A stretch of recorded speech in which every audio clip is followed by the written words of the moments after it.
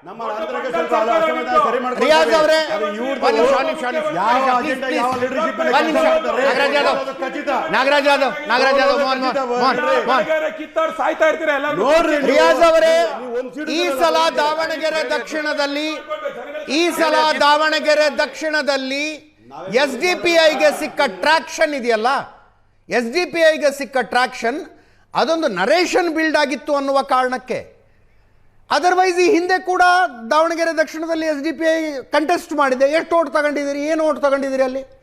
ಇದೊಂದು narration build ಆಗಿತ್ತು. ಆ ಕಾರಣಕ್ಕಾಗಿ ಮತಗಳಿಕೆಯ ಪ್ರಮಾಣ ಜಾಸ್ತಿ ಆಗಬಹುದು. ಮತ್ತೆ ಜನರಲ್ ಎಲೆಕ್ಷನ್ ಬಂದರೆ ಮುಸ್ಲಿಂ ಸಮುದಾಯಕ್ಕೆ ಬಿಜೆಪಿಯನ್ನು ಯಾರು ಸೋಲಿಸ್ತಾರೆ ಅನ್ನೋದು ಮುಖ್ಯ ಆಗುತ್ತೆ ಹೊರತು SDPI ಮುಖ್ಯ ಆಗೋದಿಲ್ಲ ಅಂತ. ಕಾಂಗ್ರೆಸ್ನ ಮುಸ್ಲಿಂ ನಾಯಕರು ತಟ್ಟೆಯಲ್ಲಿಟ್ಟು ಪ್ಲಾಟರ್ನಲ್ಲಿ SDPIಗೆ ಅವಕಾಶವನ್ನು ಹೇಳಿ. ಅಜಿತ್ ಅವರೇ ಆ ಕಾಲ ಬದಲಾಗಿದೆ. ಕಾಂಗ್ರೆಸ್ ಈಗ ಅವ್ರು ಹೇಳಿದ್ರಲ್ಲ, ಈಗ ನಾಗರಾಜ್ ಅವರು ಹೇಳಿದ್ರು ಗುಲಾಮ್ ನಬಿ ಆಜಾದ್ ಅವರನ್ನ ಹೊರಗಡೆ ಹಾಕಿದೆ, ಇದೆಲ್ಲ ಹೇಳಿದ್ರು. ಅವ್ರು ಕೆಲವೊಂದನ್ನು ಬಿಟ್ಟರು.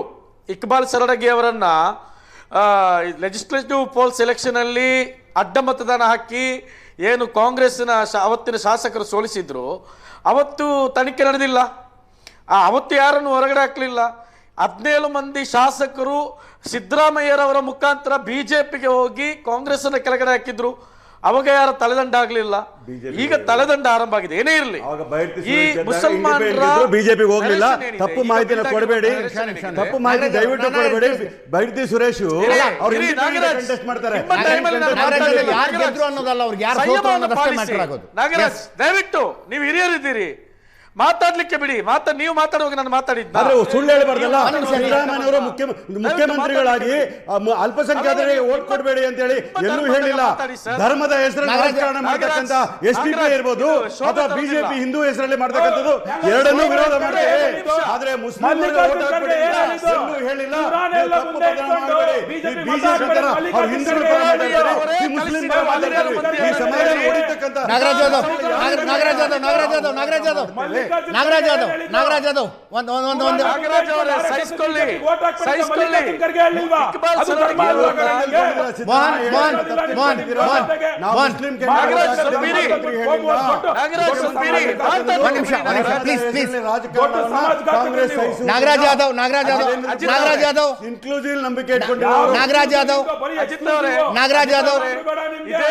ನೀವು ಮುಸ್ಲಿಮರ ಮಾತನ್ನ ದಾವಣಗೆರೆ ದಕ್ಷಿಣದಲ್ಲೂ ಕೇಳಿಸ್ಕೊಳ್ಳಿಲ್ಲ, ಸುವರ್ಣ ಸ್ಟುಡಿಯೋದಲ್ಲೂ ಕೇಳಿಸ್ಕೊಳ್ಳಲ್ಲ.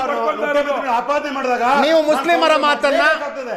ಮುಸ್ಲಿಮರ ಮಾತು ದಾವಣಗೆರೆ ದಕ್ಷಿಣದಲ್ಲೂ ಕೇಳಲಿಲ್ಲ, ಏಷ್ಯಾನೆಟ್ ಸುವರ್ಣ ನ್ಯೂಸ್ನ ಸ್ಟುಡಿಯೋದಲ್ಲೂ ಕೇಳ್ತಾ ಇಲ್ಲ ಅನ್ನೋ ನಾವು ಕೇಳ್ತಾ ಇದ್ದೇವೆ. ಮುಖ್ಯಮಂತ್ರಿಗಳು ಇಲ್ಲ ಸಲ ಆರೋಪಗಳನ್ನ ಮಾಡಬಾರದು ಅಂತೇಳಿ ನನ್ನ ಸ್ನೇಹಿತರಿಗೆ ಮನವಿ ಮಾಡ್ತಾ ಇದ್ದೇನೆ. ಒಂದ್ ನಿಮಿಷ ನಾಗರಾಜ್ ಅವರೇ, ಆಯ್ತಪ್ಪ. ಇಕ್ಬಾಲ್ ಸರಡಗಿ ಅವರನ್ನ 2012ರಲ್ಲಿ ಚುನಾವಣೆಯಲ್ಲಿ ಸೋಲಿಸಿದ್ರು. ಯಾರ ತಲೆದಂಡ ಆಯ್ತು? ಶಾಮನೂರವರು, ಶಿವಶಂಕರಪ್ಪರವರು ರಾಘವೇಂದ್ರ ಅವರಿಗೆ ಮತ ಹಾಕಿ ಅಂತ ಹೇಳಿ ಓಪನ್ ಆಗಿ ಹೇಳಿಕೊಂಡ್ರು. ಯಾರ ತಲೆದಂಡ ಆಯ್ತು? ತಲೆದಂಡ ಆಗ್ಬೇಕಾದಾಗ ಆಗಿಲ್ಲ. ಮುಸಲ್ಮಾನರು ಎಲ್ಲ ಒಂದ್ ಕಡೆ ಸೀಟು ಕೇಳಿದಾಗ ತಲೆದಂಡ ಆಗ್ತದೆ. ಹಾಗಾಗಿ ಅಜಿತ್ ಅವರೇ, ಚುನಾವಣೆಯ ಕಾವು ಇದೇ ರೀತಿ ಇರುತ್ತೆ. ಇನ್ನು ಒಂದು ಚುನಾವಣೆ ಬರುವಾಗ 28ರ ಚುನಾವಣೆ ನೀವು ಬರೆದಿಟ್ಟುಕೊಳ್ಳಿ. ಹಲವು ಕ್ಷೇತ್ರದಲ್ಲಿ SDPI ಕಾಂಗ್ರೆಸ್ಗೆ ತಲೆನೋವಾಗ್ಲಿಕ್ಕಿದೆ, ಮುಸಲ್ಮಾನರ ನಿಲುವು ತಲೆನೋವಾಗ್ಲಿಕ್ಕಿದೆ. ಕಾಂಗ್ರೆಸ್ ಈವರೆಗೆ ಬಯಸಿತ್ತಲ್ಲ, ನಾವು ಆಗ ಹೇಳಿದ್ರಲ್ಲ, ಗಾಢ ನಿದ್ರೆಯಲ್ಲಿದ್ರು ಕೂಡ ನಮ್ಗೆ ಬಂದು ಓಟ್ ಹಾಕ್ತಾರೆ ಅಂತೇಳಿ. ಆ ಕಾಲವನ್ನು SDPI ಬದಲಾಯಿಸಿದೆ. ಜನ ಜಾಗೃತರಾಗಿದ್ದಾರೆ, ಮುಸಲ್ಮಾನರು ಜಾಗೃತರಾಗಿದ್ದಾರೆ.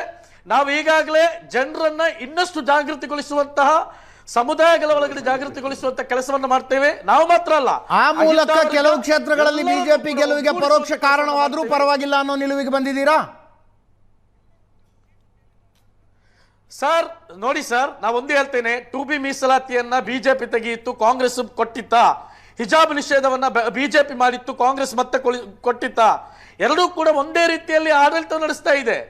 ನಮಗೆ ಇಲ್ಲಿ ಬೇಕಾಗಿರುವಂತದ್ದು ನಮ್ಮ ಮುಸಲ್ಮಾನರ ನೈಜ ಸಮಸ್ಯೆಯನ್ನು ಮಾತಾಡುವಂತವ್ರು ಹೊರತು ಅದಷ್ಟು ಮಾಡುವಂತವ್ರು ನಮಗೆ ಬೇಡ. ರಿಜ್ವಾನ್ ರಂತವರು, ಸಲೀಂ ಅಹಮದ್ ರಂತವರು ಅವಕಾಶಕ್ಕೆ ಬಂದಾಗ ಮುಸ್ಲಿಂ ನಾಯಕರನ್ನೇ ಏನು ಇದು ಮಾಡುವಂತದ್ದು ಇದೆ ಅಲ್ಲ, DKಶಿಗೋಸ್ಕರ ಆ ರೀತಿ ಮಾಡುವಂತ MLAಗಳು ಬೇಡ. ಜಮೀರ್ ಅಹಮದ್ ನಾಯಕರು ಅಂತ ಒಪ್ಕೊಳ್ತೀರಾ? ಏನ್ ಸರ್? ಜಮೀರನ್ನ ನಾಯಕ ಅಂತ ಒಪ್ಕೋತೀರಾ? ಸಮುದಾಯದ ಪರ ಯಾರೆಲ್ಲ ಮೊನ್ನೆ ಮುಸ್ಲಿಂ ಸಮುದಾಯಕ್ಕೆ ಬೇಕಾಗಿ ಮಾತಾಡಿದ್ದಾರೆ ಅವರೆಲ್ಲರೂ ಕೂಡ ಸಮುದಾಯದ ನಾಯಕರು ಸರ್. ಯಾರೆಲ್ಲ ಮುಸ್ಲಿಂ ನಾಯಕರು ಹೌದು ಅಲ್ವೋ ಹೇಳ್ರಿ. ಅವರೆಲ್ಲ ಮುಸ್ಲಿಂ ಸಮುದಾಯದ ನಾಯಕರು. ಈಗ ಜಮೀರ್ ಅಹಮದ್ ನಾಯಕರ ಈಗ ಒಂದು ನಿಮಿಷ ಸರ್ ಪ್ರಶಾಂತ್ ಸರ್, ಹಾಗಿದ್ರೆ ಕಾಂಗ್ರೆಸ್ನವರು ಮಾಡ್ತಿರೋ ಆರೋಪ ಕರೆಕ್ಟ್. ಅವ್ರು ಹೇಳ್ತಿದ್ದಾರೆ ಮಾಡಿದ್ದಾರೆ ಅಂತ, ನೀವು ಹೇಳ್ತಿದ್ರಿ ಜಮೀರ್ ಅಹಮದ್ ನಮ್ಮ ನಾಯಕರು ಅಂತ ಪರೋಕ್ಷವಾಗಿ ಹೇಳ್ತಾ ಇದ್ದೀರಿ. ಜಮೀರ್ ಅಹಮದ್ ರವರ ಫಂಡಿಂಗ್ ಅಗತ್ಯ ಇಲ್ಲ ಸರ್. ನೋಡಿ, ಜಮೀರ್ ಅಹಮದ್ ರವರು ಸೀಟು ಕೇಳಿದ್ರು ಅಂತ ಹೇಳಿದಾಗ ಅವರ ಫಂಡಿಂಗ್ ನಮ್ಗೆ ಅಗತ್ಯ ಇಲ್ಲ. ಜಮೀರ್ ಅಹಮದ್ ರವರು ಇಲ್ಲಿ ಏನು ಮಾಡ್ತಾ ಇದೆ, ಚುನಾವಣೆಯಲ್ಲಿ ಫಂಡಿಂಗ್ ಅಂತಂದ್ರೆ ಬರೀ ಫಂಡಿಂಗ್ ಅಲ್ಲ, ನರೇಟಿವ್ ಸೆಟ್ ಮಾಡಿಕೊಟ್ರೆ ನಿಮ್ಗೆ ನರೇಟಿವ್ ಸೆಟ್ ಆಯ್ತಾ ನಿಮ್ಗೆ? ಸ್ನೇಹಿತರಿಗೆ ಒಂದು ಪ್ರಶ್ನೆ ಕೇಳ್ತೀನಿ ಸರ್. ಒಂದು ನಿಮಿಷ.